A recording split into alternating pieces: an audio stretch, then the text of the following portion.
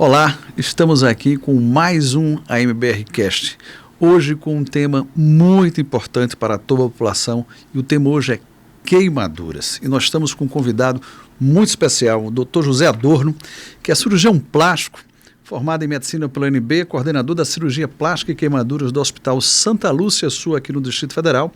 É ex-presidente da Sociedade Brasileira de Queimaduras 2019 a 2022, ex-membro do Núcleo de Queimaduras do Conselho Federal de Medicina 2019 a 2025, representante institucional da Sociedade Brasileira de Queimaduras 2023-2024 e ex-cirurgião da Unidade de Queimados do Hospital Regional da Asa Norte, que é a referência em queimaduras da Secretaria de Saúde do Distrito Federal. Dr. José Adorno, muito bem-vindo, é um prazer imenso ter aqui nesse podcast falando de um tema tão especial e tão importante para a população, né? Tanto como prevenção como ação assistencial disso aí. Seja muito bem-vindo e eu vou começar provocando uma coisa.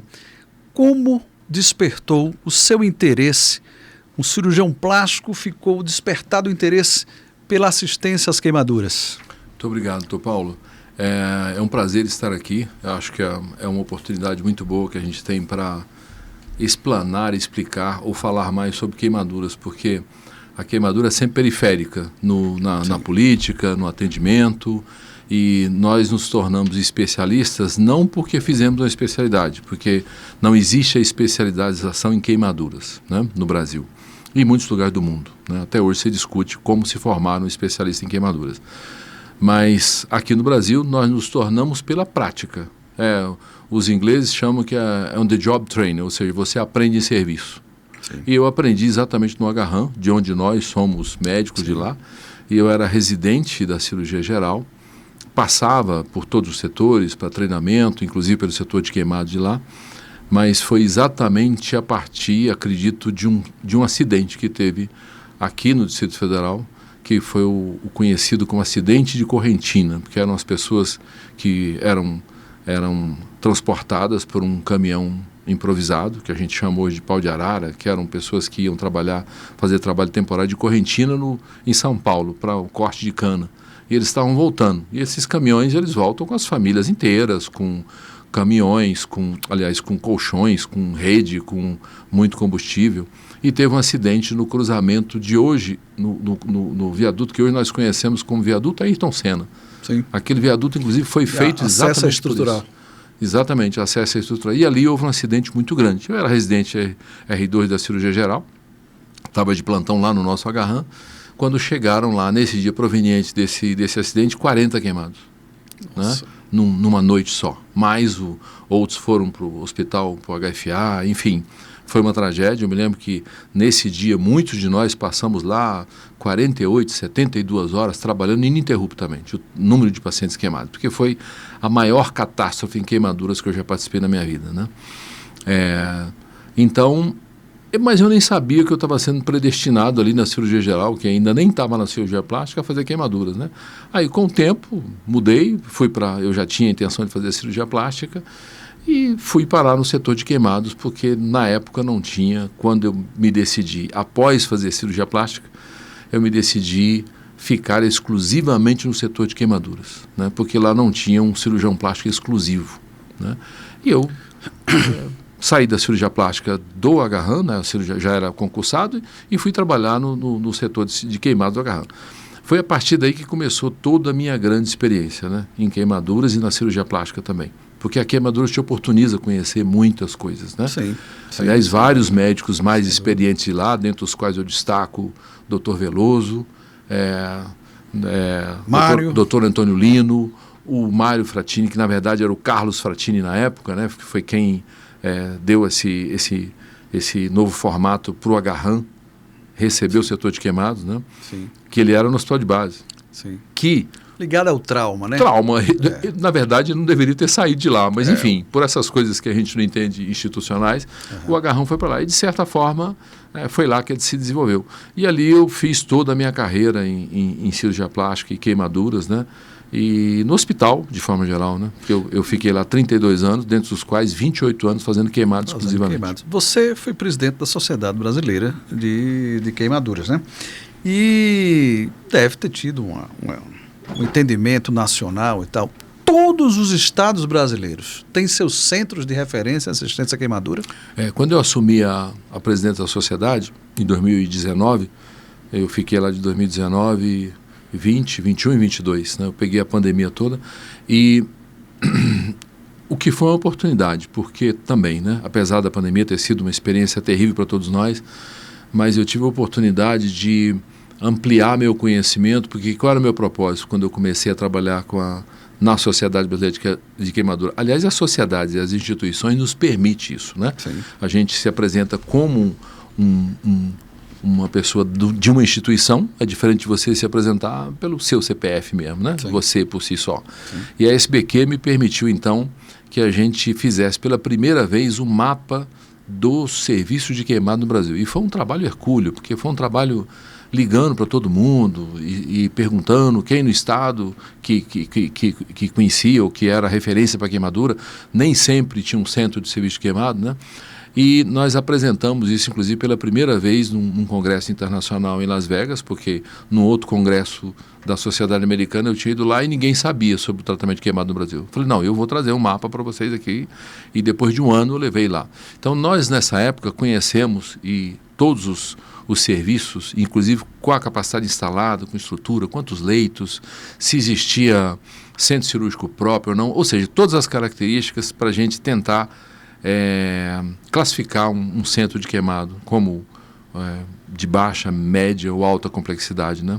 E nós fizemos isso através da Sociedade Brasileira de Queimaduras. Hoje nós podemos dizer que nós temos mais de 50 serviços de queimado.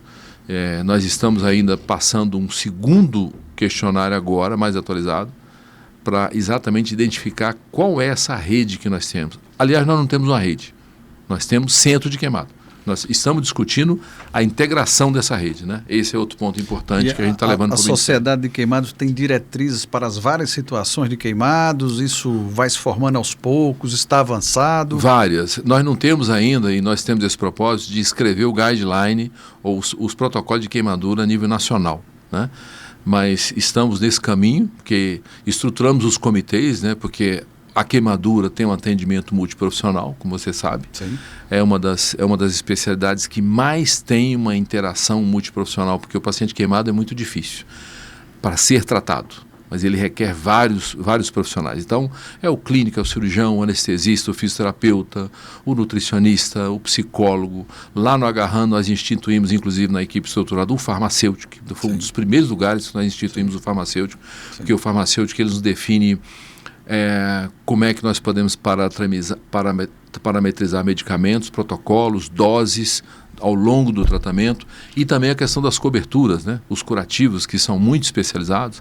Então, um farmacêutico bem entrosado com o serviço de queimaduras, ele também nos ajuda muito. Além disso, psicólogo, terapeuta ocupacional e uma série de outros profissionais. Então, quando você tem um centro de queimaduras, o tratamento de queimado ele fica mais fluido, ele fica mais orgânico. Isso tudo baseado em protocolos, né? Isso é muito importante, até porque queimadura é uma questão bem popular.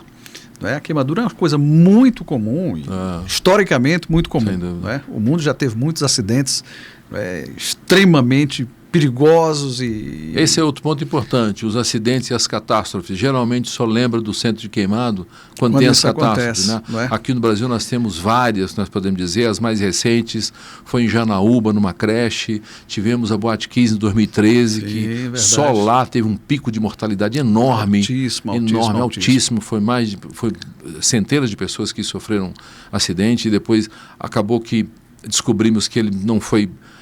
do ponto de vista de catástrofe, não foi muito bem diagnosticado, né, porque não tinha muita queimadura cutânea, tinha mais asfixia e insuficiência respiratória por o cianeto foi o principal vilão. Deterioração da espuma da boate, né? Isso. Enfim, mas quando se tem as catástrofes, eu lembro onde é o centro de queimado. Perfeito. Mas a queimadura, nossa, mas Perfeito. Existe um centro de queimado? Então é importante que a gente lute muito para que a gente conheça os nossos serviços de queimado, porque tem várias situações muito vulneráveis, aglomerações, shows, reuniões, congressos, toda a reunião. E as cidades? Eletricidade. Né? As cidades estão preparadas para a catástrofe? Não tem. Assim, nós já tivemos já um plano de catástrofe. Isso é uma questão muito ampla, né? Porque nós hoje, os prédios públicos, hoje a maioria, acho que eu posso dizer, mais de 80% dos prédios públicos brasileiros, eles não estão preparados para catástrofe. Aqui em Brasília nós identificamos vários lugares em que qualquer catástrofe por incêndio nos arrepia. Sim. Setor comercial, por exemplo, aqueles prédios antigos. Sim. Como é que nós vamos tirar ali, por exemplo, quando potencialmente um acidente grave por queimadura, por incêndio, acontece naqueles prédios muito grandes e acesso a bombeiro para transportar os pacientes em tempo hábil. As catástrofes servem também para a criação de leis, não é? Sim. Nós tivemos lá em São Paulo, nos anos 70, né, a catástrofe do edifício Joelma. Não é? E aquilo fatalmente deu algumas questões. Parece que esse sistema hidráulico que pode combater o incêndio, pode ter nascido lá, eu não tenho certeza sobre isso, mas isso cria um aspecto diferente, não é? Que no Brasil, infelizmente, a gente às vezes vê a proteção hidráulica, mas ela não funciona. Você sabe que nós não aprendemos muito com os nossos erros, eu acho, né? É a minha interpretação, porque já tivemos vários acidentes em prédios grandes, prédios públicos, em que nós vemos a mesma falta de despreparo para lidar com catástrofe. Os Estados Unidos têm um acidente muito clássico, que é do Coconut Grove, que foi uma boate toda construída de madeira, um edifício muito assim. Aquilo ali definiu padrões de segurança para os edifícios, a partir daquele acidente. Né? Isso está na história das queimaduras. Né? Então, eu acho que nós já tivemos muitos acidentes aqui, e quando eu vejo o Instituto de Tecnologia de São Paulo, por exemplo, nos dizer, num congresso, que os prédios públicos no Brasil até hoje não estão preparados para enfrentar a evacuação de múltiplas vítimas, isso é bastante preocupante. E talvez nem a própria população esteja treinada. Não há treinamento. Isso é outra coisa importante você dizer, porque, por exemplo, citando de novo os Estados Unidos, porque os Estados Unidos hoje é o que estabeleceu os principais protocolos de diretrizes para tratar queimado do mundo. Né? Então, lá, nas escolas, todos os alunos aprendem como lidar diante de um incêndio. Sim. Como sair de um prédio, né? Abaixado, ou pegar um pano úmido, proteger a via aérea e você sair do ambiente fechado e ir para fora. E nós não fazemos isso aqui no Brasil. É uma coisa que nós precisamos aproveitar mais a nossa atenção primária e os programas de saúde em escolas, os tais dos PSE, né? Que tem hoje em toda a estrutura, todo o país todo, né?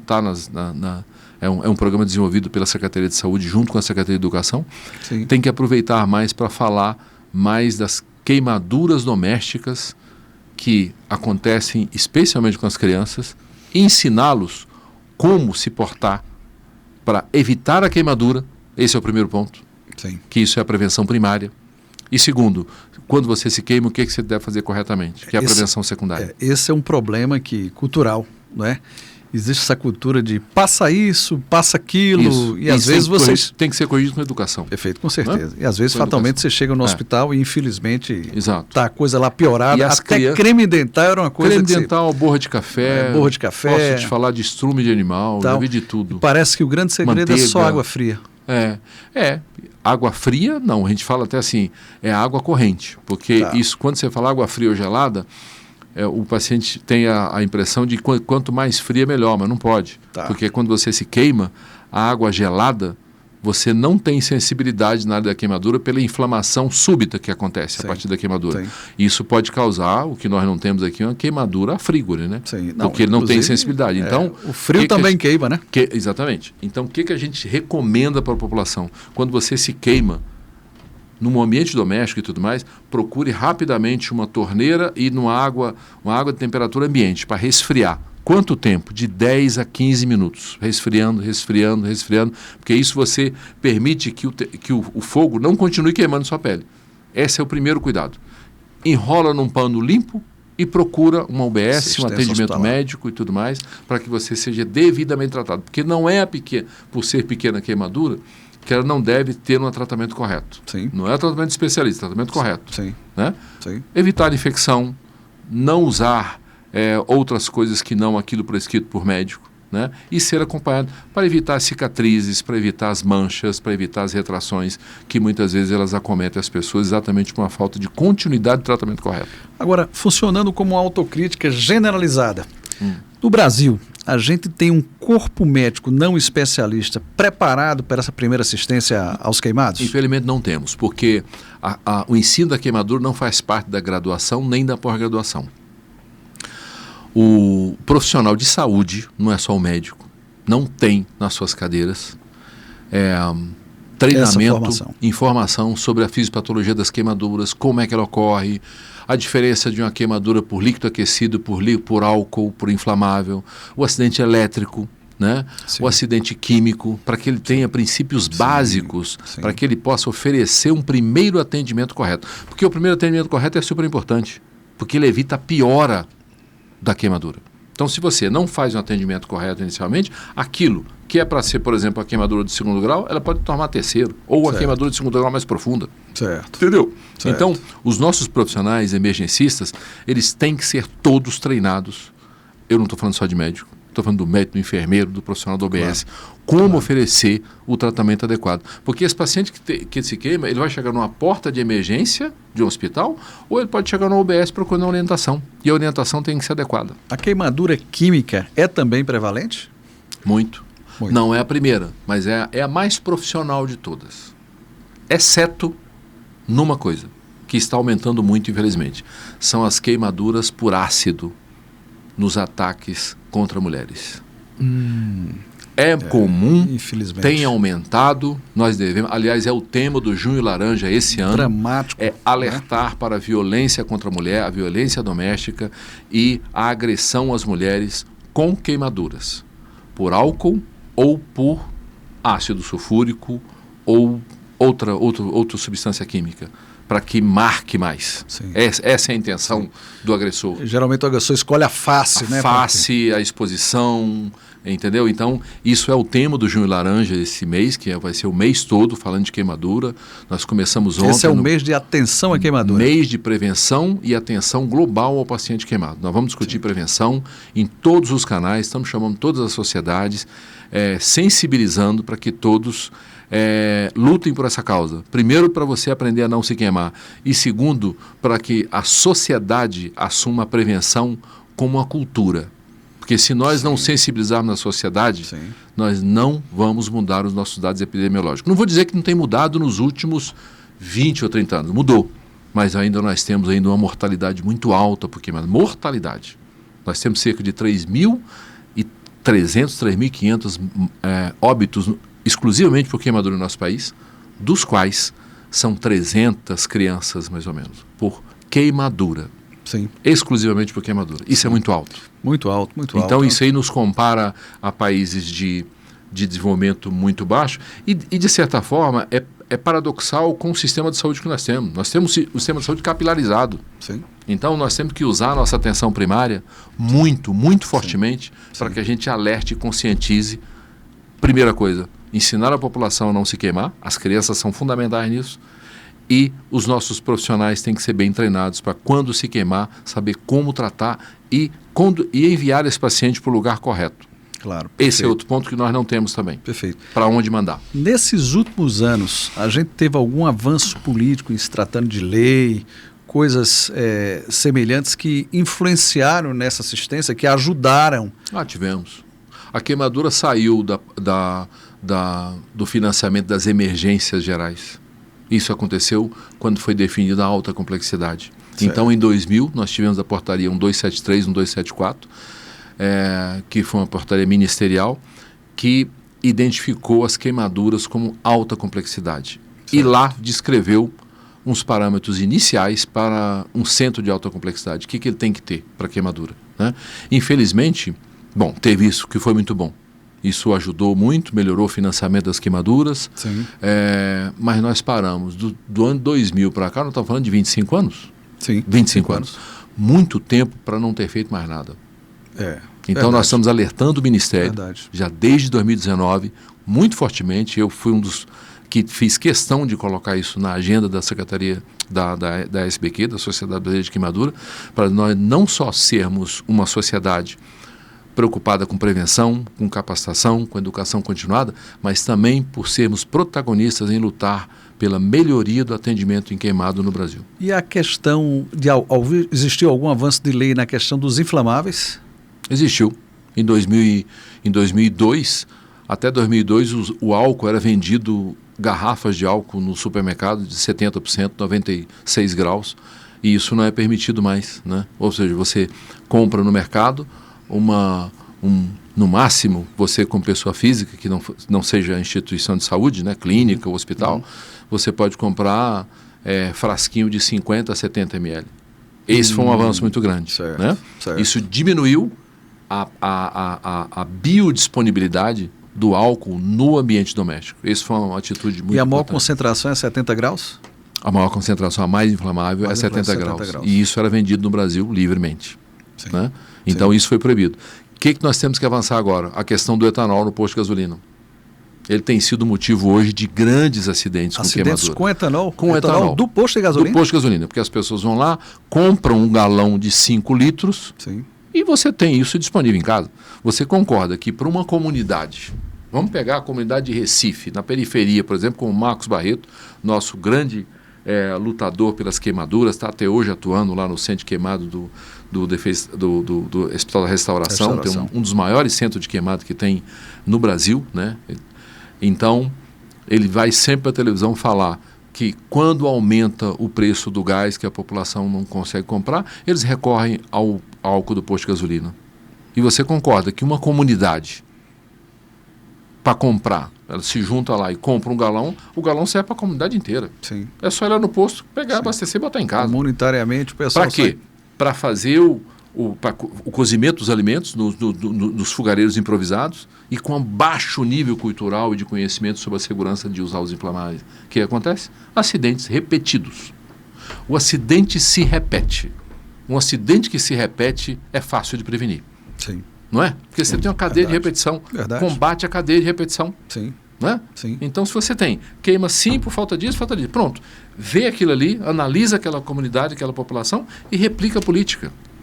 Isso é papel de uma prevenção bem estruturada. Então, a ideia seria diminuir a quantidade de álcool que se pode levar a partir do posto de gasolina. Primeiro passo, cortar a disponibilidade de álcool e de inflamável dentro do combustível. Segunda coisa, educação continuada para a população. Educação.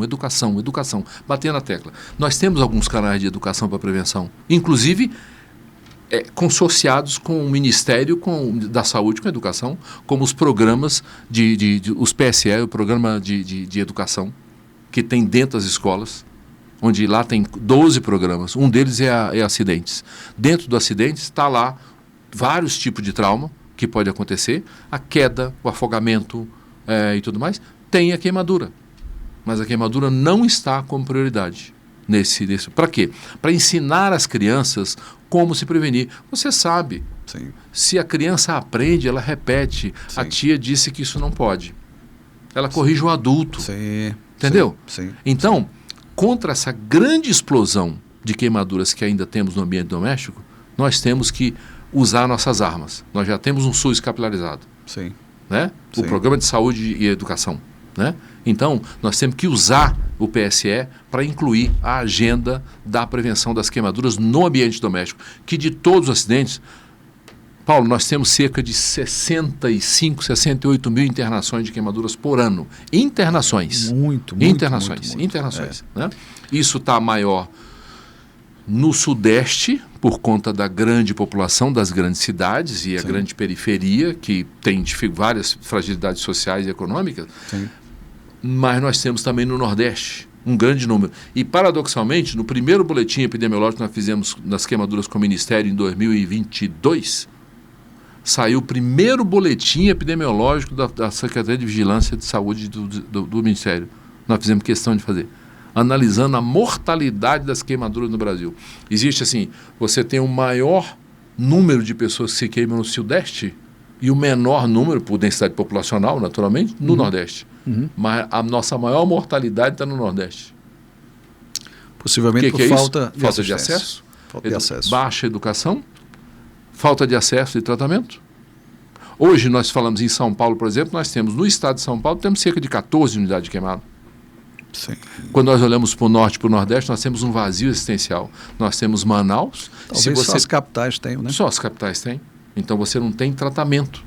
Sim. Então nós temos que combater também o atendimento, o acesso ao tratamento, né? Sim. Então nós temos vários paradoxos para enfrentar ainda nas queimaduras. Mas não quer dizer que nós não melhoramos. Mas não quer dizer que também estamos fazendo a nossa agenda de casa. Melhorou, mas está fora do ideal. Fora do ideal, porque ainda temos muita criança ainda queimada. E a queimadura tem um detalhe.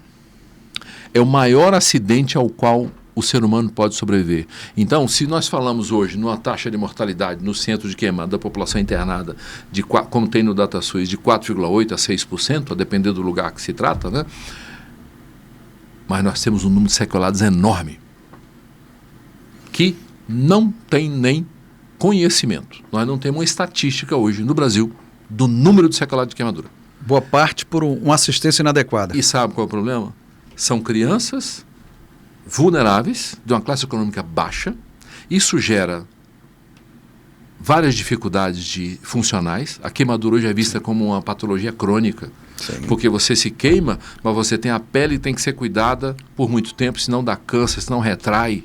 Ela tem doenças renais, tem doença neurológica, tem doença psiquiátrica, tem doença emocional. Sim. Então, você aumenta o leque de necessidade de uma pessoa queimada do que uma pessoa normal. A queimadura tem um paradoxo. Ela é muito barata para ser tratada, mas muito cara. Aliás, é muito barata para ser prevenida, mas muito cara para ser tratada. As doenças de forma geral. Acontece que a queimadura gera um número de sequelados muito grande. Porque poucos, diante do número grande de queimado, morrem. Sim. Mas ficam sequelados. Tem existido, nesses últimos tempos, alguma preparação? Porque tem duas fontes de assistência. As UPAs, que estão espalhadas no Brasil inteiro, e a atenção primária. Melhorou essa ação? Porque esse primeiro dado é muito importante, entender a extensão da queimadura e a profundidade da queimadura. Eu gosto muito de falar sobre isso, porque é o seguinte, nós temos um eixo de ação das doenças no Brasil, que chama-se linha de cuidado. Sim. Então nós temos prevenção, nós temos a rede de assistência secundária e terciária. Então todo paciente ele permeia isso aí, e todo programa, toda política ela tem que permear isso aí. Então na atenção primária está a prevenção. A prevenção está na atenção primária. É o agente comunitário de saúde que visita as casas. Sim. Você quer uma oportunidade melhor do que você visitar a casa e nas casas você reconhecer, olha, isso aqui é um álcool, não pode ficar aqui, isso aqui é muito perigoso, isso aqui não pode, essa substância aqui é tóxica, não sei o que mais. Perfeito. Nós temos um agente comunitário de saúde que é uma verdadeira autoridade sanitária para prestar cuidado em casa. Sim. Isso tem aumentado. Hoje, o programa de saúde de família, acho que encontra aí bem estruturado em vários lugares do país, está crescendo muito, porque é onde nós temos que investir. Quando nós lemos hoje sobre o sistema de saúde inglês, né, que foi de onde nós nos baseamos, sim, que foi o NHS, né, sim. Eles estão vivendo o mesmo problema hoje. Investir em alta complexidade é enxugar gelo. É para todas as doenças. É o mais caro. Sem dúvida. É o mais caro. A doença rende dinheiro. Sim. Entendeu? Nós temos que investir na prevenção. Perfeito. Para todas as doenças. Perfeito. Isso tem que ser um programa muito sério que o governo tem que levar em todos os estados. Investir, não devemos deixar de tratar aqueles que já estão doentes. Claro. Mas não só olhar os investimentos para a alta complexidade, nós temos que tratar. Sim. Né? Sim. Nós temos que tratar. Sim. Agora, esse número grande de pessoas que vêm, insuficiência renal, doenças crônicas, AVC e não sei o que mais, isso tudo tem que ser voltado, você tem que ter um olhar para a atenção primária. Fatalmente falta aí prevenção e promoção à saúde. Exatamente. E é o nosso grande programa. Sim. E a queimadura não é diferente. Claro. Você tem que olhar e prevenir aqueles acidentes. Os acidentes se repetem. Os acidentes se repetem. Aquilo que se repete na sua frente, você tem que corrigir isso. Assim aconteceu com os nossos acidentes automobilísticos. Sim. Não é? Hoje, por exemplo, as pessoas hoje têm muito menos trauma por acidente de automóvel. Por quê? Porque houve uma lei específica para isso. Houve uma política, não foi uma lei. Houve uma política de educação, modificação do produto, os carros tornarem mais seguros. Dificilmente você vê um carro hoje que não tem airbag. Sim. Você se lembra, como eu também, que airbag era opcional. Claro, opcional. claro. O cinto de segurança é opcional, não pode ser opcional. É uma coisa relativamente moderna, o airbag não é uma coisa muito antiga. Pois é, não é? Entendeu? Mas hoje os carros hoje, então, a engenharia do trânsito e a educação no trânsito e as multas, porque o sujeito que é pego dirigindo depois de ter usado álcool, ele tem que ser rigidamente punido. Claro. Entendeu? Assim como são. Na Inglaterra, o trânsito não ficou uma maravilha lá, porque os ingleses, além de ter uma cultura boa, não, porque são severamente punidos. Quer ver uma coisa interessante que realmente que falta a questão da educação? Aqui em Brasília, nós tivemos um acidente há um tempo atrás, em um restaurante aqui de Brasília, com Richô. Vazou o álcool, né, e aquilo pegou no cliente e foi um transtorno violento. Isso é pura falta de prevenção. Já tivemos vários restaurantes aqui em Brasília com essa mesma história. Usar o álcool, não é o rechô, o problema não é o rechô, é o álcool que se usa no rechô. Perfeito. Entendeu? Perfeito. De novo, é a falta de conscientização sobre a utilização de um produto inflamável. Sim. É a falta de limites para a arquitetura do espaço. Você concorda que você banalizar mais as lareiras ecológicas nas residências, hoje você está aumentando, de certa forma, a exposição das pessoas Sim. a usar o álcool como lareira ecológica? Sim. E não tem nada de ecológico? Sim. É só porque não usa madeira? Sim. Talvez a madeira seja mais segura do que você usar o álcool. Claro. Hoje, a lareira ecológica está fazendo parte da arquitetura das casas modernas. Hoje a lareira ecológica está sendo vendida livremente. De novo eu digo, não é a lareira em si. Né? Você tem várias formas de usar o fogo. É usar o álcool na lareira ecológica. E um álcool que as pessoas não têm conscientização para usar de maneira segura. Verdade, verdade. Bem, existe uma questão bem particular de uma farmacodermia, que é a síndrome de Stevens-Johnson, e em vários centros de queimadura, eles assumem a assistência a Stevens-Johnson.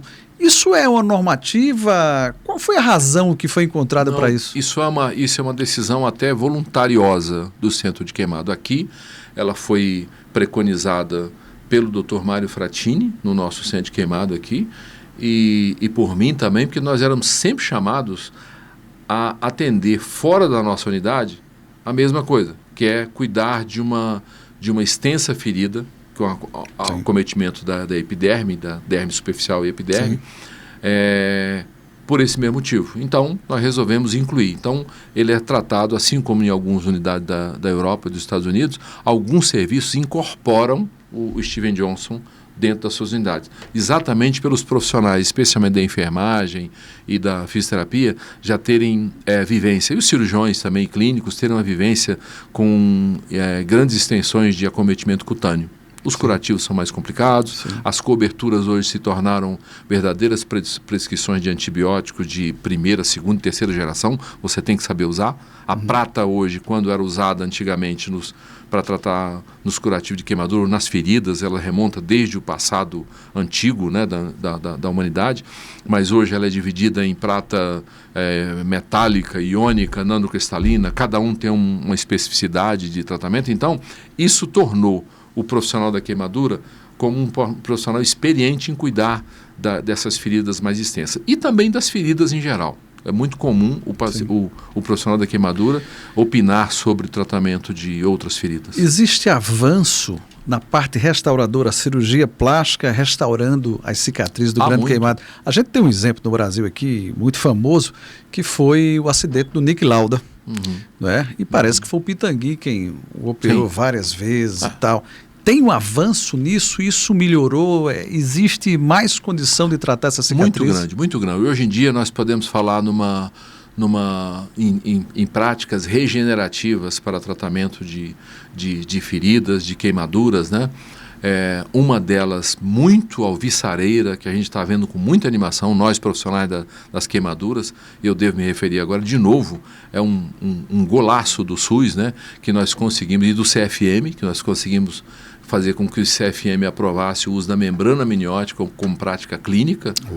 Então, isso foi para o Ministério, aliás, foi para a Conitec, e recentemente, coisa de 3 semanas, a Conitec, depois de analisar todos os trabalhos científicos, toda a experiência mundial construída em torno da membrana amniótica, aprovou por unanimidade o uso da membrana amniótica no SUS. Que coisa boa. Então, eu acho que isso vai ter um impacto enorme no tratamento das feridas, especialmente a queimadura de 2º grau, a queimadura em criança, que nós temos um projeto piloto, na verdade, nós podemos chamar até assim, que foi na época da Boate Kiss, tem uma história interessante.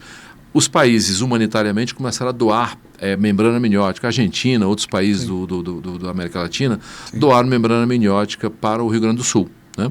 E foi uma quantidade muito grande para lá. E já existia a experiência? Já existia a experiência. Tem na Índia, nós somos, talvez, um dos últimos países da América Latina a incluir a membrana amniótica como prática clínica recomendada para as feridas, né, especialmente para as queimaduras. Certo. E lá, os profissionais de lá, especialmente o Dr. Carlos Passi, o Dr. Shen, né, desenvolveram sobrou muito material, porque as queimaduras da Boate Kiss não foram por queimaduras cutâneas, né, foram por queimaduras respiratórias, intoxicação respiratória. Verdade. Então sobrou material que já tinha sido doado, né, e por uma concessão humanitária, a Anvisa aprovou para ser transportado, porque não era autorizado ainda, e ele teve uma experiência muito grande lá. Então o que ele viu foi uma grande ajuda e colaboração, especialmente nas queimaduras de 2º grau e especialmente nas crianças, como ele fala nas apresentações dele.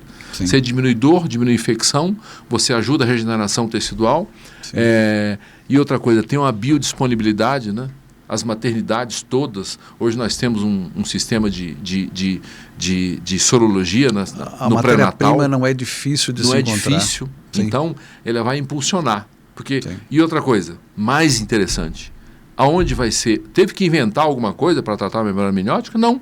O mesmo processo que se usa para a pele de cadáver.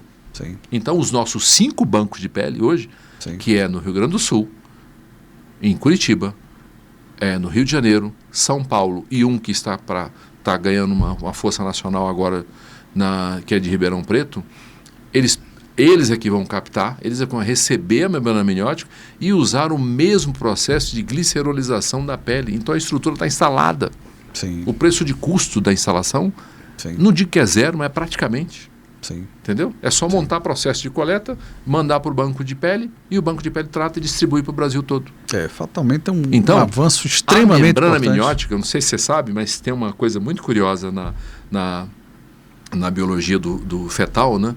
Que as cirurgias que acontecem na criança intraútero, as crianças nascem sem cicatriz, né? Eles são scarless, eles são sem cicatriz. Isso porque essa proteção do âmnion dentro da barriga da grávida faz a restauração do tecido. Então, aí tem muita coisa para ser estudada. Então, nós estamos interpretando a membrana amniótica não só como um tecido mecânico, biológico para cobrir feridas, mas também com ação regenerativa. Esse é um dos pontos. Outro ponto que cresceu muito ultimamente é a utilização da gordura. As células estromais da gordura, a fração estromal da gordura, está sendo usada em toda a sua potencialidade para várias feridas, inclusive para as queimaduras também. Isso também já pode ser pensado, não amplamente difundido, porque as práticas e protocolos têm que ser bem definidos. Sim. Esse é outro ponto. Sim. Outra coisa também que está nos mobilizando muito, a utilização de laser para trazer cicatrizes, né? Eu tenho me dedicado, junto com outros profissionais, a entender mais do laser, especialmente o laser fracionado de CO2, né? No tratamento das queimaduras, por experiência de outros profissionais de fora. Então, eu cheguei a uma conclusão. O laser, ele foi elitizado por questões comerciais. Laser não é caro. E ele pode ser utilizado, inclusive no ambiente SUS. A questão estética levou ele a ser caro. Lógico. Vai fazer um laser, aí você começou o laser pelo rejuvenescimento facial, pelo tratamento estético. Isso, lógico, criou um glamour em cima do laser, dos vários tipos de energia, mas hoje eu tenho plena certeza que o laser pode, inclusive, ser incorporado no SUS, porque é uma tecnologia barata para ser incluída, para você tratar cicatrizes. Então, nós temos várias, hoje, opções que nós podemos avançar bastante com o conhecimento atual que nós temos sobre queimadura. Câmara hiperbárica, alguma ajuda ela dá? Outro ponto importante. A única coisa que eu falo da câmara hiperbárica para o centro de queimado é o seguinte: não substitua a câmara hiperbárica por um centro cirúrgico exclusivo. Certo. Toda vez que eu vou em visitas para centros novos de queimado que estão surgindo no Brasil, e tem sido muitos, né? Tem aumentado isso, a gente vai saber disso numa pesquisa recente que a gente vai concluir, o centro de queimado, tanto a nível público quanto privado, né? As câmaras hiperbáricas têm sido utilizadas muitas vezes como um tratamento protagonista. Não, ele é adjuvante cicatricial. Você não deve deixar de fazer um desbridamento, um cuidado com a ferida para fazer a câmara hiperbárica. Mas a câmara hiperbárica é uma ajuda para a cicatrização, porque ela melhora o aporte de oxigênio nas feridas que estão em processo cicatricial. Uma coisa importante, inclusive uma grande causa de mortalidade, são os processos infecciosos do queimado. Sim. Existe alguma coisa diferente que se pode fazer para isso? Algum mecanismo de barreira, a individualização de leito, UTIs específicas? Mudou muito, inclusive um conhecimento que os profissionais têm que ter, que em queimadura não se começa usando antibiótico. Esse é um engano muito frequente, que as pessoas que não tratam queimadura já começam a tratar o paciente com antibiótico sistêmico. Não, o cuidado antibiótico da queimadura, os profissionais de saúde têm que entender, é o cuidado tópico, é na lesão. A primeira fonte de infecção do queimadura é a própria ferida. Sim. Mas você concorda que quando você se Acabou queima... a defesa da pele. Quando o paciente se queima, naquele momento que ele se queima, não é só a pele que morre, as bactérias também. Claro. Entendeu? Então nós temos um momento inicial... Uma sepsia ali generalizada. Nós temos um momento inicial que tem que ser muito bem analisado para a gente usar antibiótico. Então, num grande queimado, e a gente fala de um grande queimado, nós estamos falando de adultos acima de 20% e crianças acima de 10%, né, que são considerados grande queimado. Por que é grande queimado? Porque aquilo que se tem localmente numa queimadura, e não um pequeno queimado, a reação é local, mas a depender da extensão da queimadura, aquela reação é sistêmica, é a resposta inflamatória sistêmica do queimado. Sim. Ela acontece pela quantidade de citocinas que são liberadas no organismo, que é brutal, né, nas primeiras horas. Então, ele fragiliza o paciente do ponto de vista imunológico, não só por isso. O paciente queimado, que mantém, grande queimado, de novo, a criança ou o adulto, que mantém o tecido queimado por muito tempo no corpo, esse tecido libera produtos sistemicamente que criam lacunas na proteção imunológica dele. Então ele se torna imunossuprimido. Então, para você iniciar um tratamento com antibiótico, primeiro você tem que tratar a ferida muito bem, e existem casos da gente tirar paciente grande queimado, não de queimaduras muito profundas, mas queimaduras mais superficiais de segundo grau, de 30%, 40% sem usar antibiótico, só que você tem que ter critério para isso. Sim. Né? Tem que ter critério clínico para isso. A equipe tem que estar preparada para indicar um antibiótico corretamente. Mas o primeiro antibiótico a ser pensado para o queimado é o antibiótico tópico da ferida. Cuidar bem da ferida, limpar a ferida e proteção antibiótica. Aliás, a sulfadiazina de prata, que a gente preconiza que use desde a atenção primária, né? Que ela está disponível, que é o creme de sulfadiazina de prata. Uma coisa barata. Barata, acessível. Você tem em São Paulo, você tem no Sul, você tem na Amazônia, você tem em outro lugar. Pronto, você passa o creme de sulfadiazina, porque a prata, nesse caso, você só tem que ter cuidado com as reações alérgicas, a sulfa que a pessoa pode ter, né? Mas a prata, ela tem um efeito antibiótico muito grande. O único cuidado que tem que ter é o seguinte: isso tem que ser trocado a cada 12 horas, porque perde a ação depois disso. Né? Então, esses conhecimentos sobre como tratar topicamente a queimadura, é importantíssimo que o profissional da atenção primária ele tenha esse conhecimento. Que o profissional da UBS ele tenha esse conhecimento, que o profissional da UPA tenha esse conhecimento. Até coisas simples, né?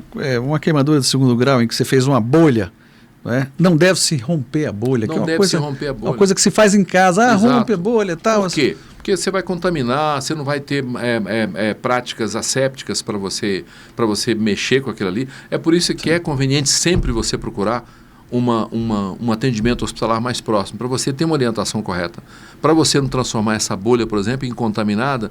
A bolha, se tem bolha, a população tem que entender. Quer saber se é segundo grau? Tem bolha. Se tem bolha, é segundo grau. Sim. Tá? A queimadura de primeiro lugar, a queimadura de sol. Então, a queimadura de sol, o que você faz? Hidrate-se, evite o sol, passa hidratante no corpo, use aí um creme pode ser uma aloe vera, uma coisa para refrescar a pele, pronto, e se proteja do sol. Né? Lógico que a insolação nas crianças, nos idosos, tem que ser monitorada, porque isso pode eventualmente ter uma coisa sistêmica de desidratação. Sim.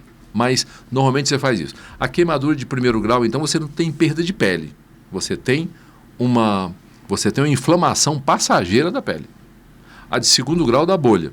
Então deu bolha, não foi porque você molhou a ferida. Eu molhei, aí chegou assim, eu molhei, mas aí deu bolha. Não, a bolha é porque foi de segundo grau. Sim. Quem tem queimadura de segundo grau e com que tipo de agente? Geralmente líquidos aquecidos na cozinha, o chá quente, o café quente, o leite quente, o líquido da cocção dos alimentos, né? É aquele típico acidente da criança na cozinha. Sim. Criança não pode ficar na cozinha. Criança tem que estar sempre vigiada quando ela está perto de alguma coisa que potencialmente ela pode se queimar.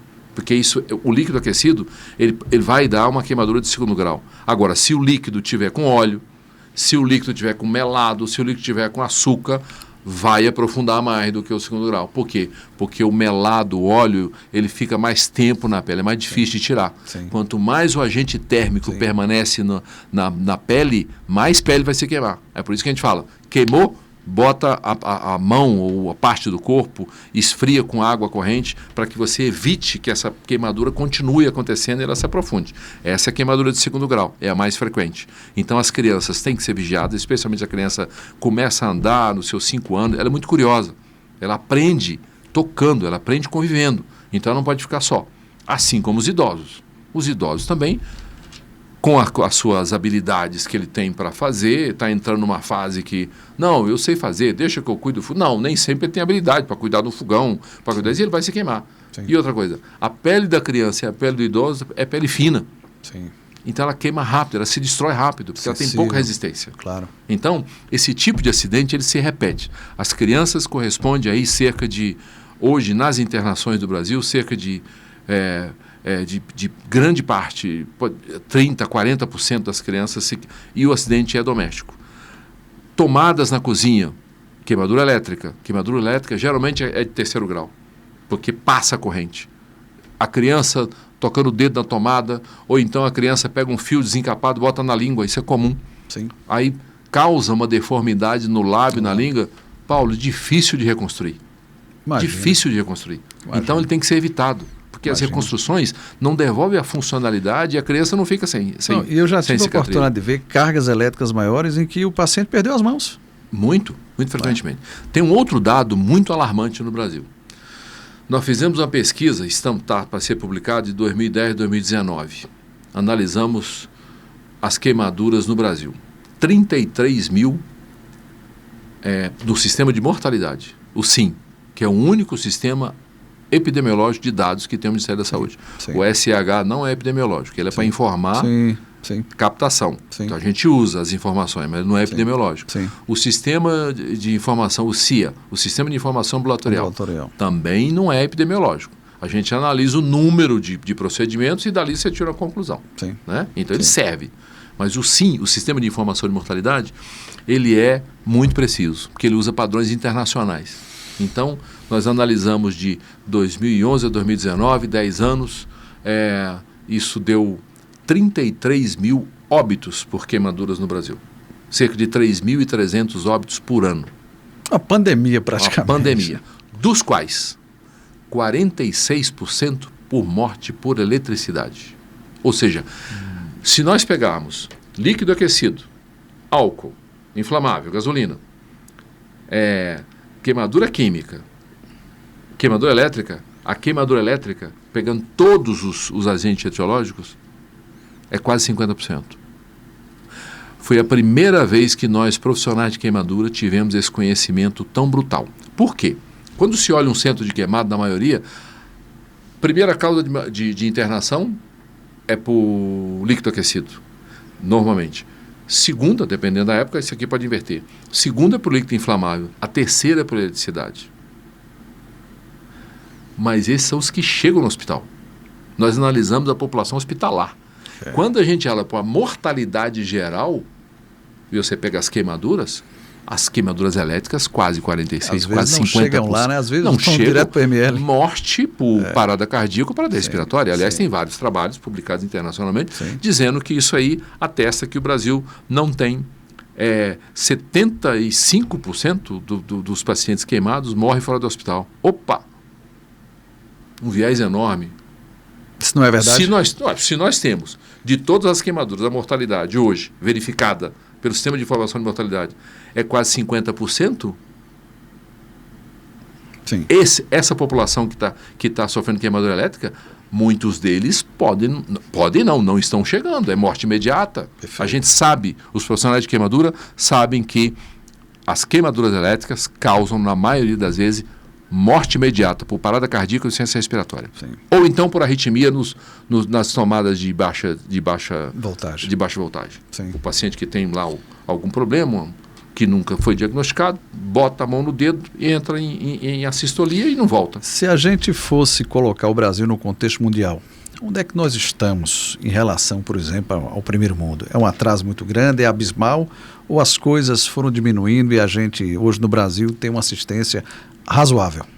Eu acho que nós estamos num andar de médio para cima. Nós não avançamos em muita coisa. E eu digo que os pontos que nós não avançamos foi a prevenção. Avançamos muito em tratamento. Muito. Eu, quando comecei a tratar queimadura, os produtos para tratar queimadura, os curativos, eram muito primários, a gente não tinha acesso. Hoje todo mundo tem acesso a uma cobertura com prata, todo mundo assim. Quando eu vou no Nordeste, ou quando eu vou em lugares muito mais distantes, eu vejo lá que tem coberturas que eu não tinha alguns anos atrás para usar. Certo. Né? Mas eu tenho essa disponibilidade porque a indústria farmacêutica ela capilarizou tudo pelo país todo e isso teve acesso, então isso já melhorou bastante. Agora, paradoxalmente, nós temos conhecimento de técnicas avançadas de queimadura, infelizmente nem todos têm acesso ainda, né? Todos os centros, todos os profissionais, mas hoje nós discutimos amplamente com os profissionais do Brasil sobre o uso de matrizes sintéticas, matrizes dérmicas para reconstruir queimado, coisa que há 20 anos atrás isso era muito excepcional. Então, nós temos hoje uma exposição muito grande a tecnologias avançadas de tratamento. O que nós não temos ainda são definições e parâmetros e diretrizes para financiamento. Muitos estados estão assumindo isso individualmente. E tem um grande progresso que nós estamos assistindo agora, muito disso aí está sendo tá fortalecido pela Sociedade Brasileira de Queimaduras, que é discutir com os estados e com o Ministério a criação da rede integrada de assistência de queimaduras. Os profissionais da regulação médica têm que entender de protocolo de queimaduras para saber como encaminhar um paciente para um centro de queimadura. Institucionalizar a complexidade. Institucionalizar a complexidade. O que nós alcançamos em Minas Gerais. Minas Gerais, por exemplo, nós saímos de um centro de queimado, que era o João 23, que era realmente importante para o Estado, e hoje nós temos 14 centros. Isso começou 2 anos para cá. Entendeu? Isso está sendo, nós estamos vendo isso aí, não só vendo, nós estamos lá capacitando, ajudamos a Secretaria de Saúde, inclusive, a criar protocolo de transferência, né? Isso está sendo implementado. O Ministério e os outros estados estão vendo isso aí como um modelo interessante para tratar queimado. Porque é isso que nós temos que atingir. Nós temos que atingir uma rede integrada de assistência de queimados com a média complexidade e a alta complexidade. Nós não podemos ter só a alta, nós temos que ter a média. Porque a maioria dos pacientes serão tratados, 80% vai ser tratado na média complexidade. Sim. Nós não precisamos de um centro de alta complexidade. Sim. Agora, o centro de alta complexidade, ele pode ser mais especializado do que apenas tratar, não somente tratar alta complexidade, mas ser a principal referência do território, prevenção no território. Né? Você concorda que se você tiver um centro de alta complexidade bem estruturado, com serviço de epidemiologia importante, ele pode olhar para o território e falar assim, aumentou o nosso acidente por queimadura por álcool ou por lareira ecológica. Sim. Nós temos que ter uma ação de prevenção. Então, eu acho que o centro de alta complexidade, ele tem que mudar e ser mais complexo ainda, porque ele tem que ampliar a sua ação, não só para tratar. Não só para tratar a alta complexidade, que são as queimaduras inalatórias, queimaduras elétricas de alta complexidade, pacientes que vão precisar de diálise, né, durante o tratamento. Sim. Esses tratamentos realmente de muito mais complexidade que tem que ser algum centro. Agora, 80% dos casos será resolvido com média complexidade, que nós precisamos criar. Sim, sim. Questões legais da queimadura. Queimadura é motivo de homicídio, é motivo de suicídio. Esses pacientes necessariamente vão ao IML, independente de morrer ou não? Isso é uma praxe, são apenas alguns que vão, se você identificou que é uma queimadura domiciliar, um acidente domiciliar, ou a regra é passar por uma ação legal? Importante isso aí, porque a equipe multiprofissional, você, como o próprio nome diz, tem vários profissionais, cada um com as suas habilidades e constituídas, né? Então, por exemplo, um centro de queimado é um centro, por exemplo, para você reconhecer o abuso infantil, abuso às crianças.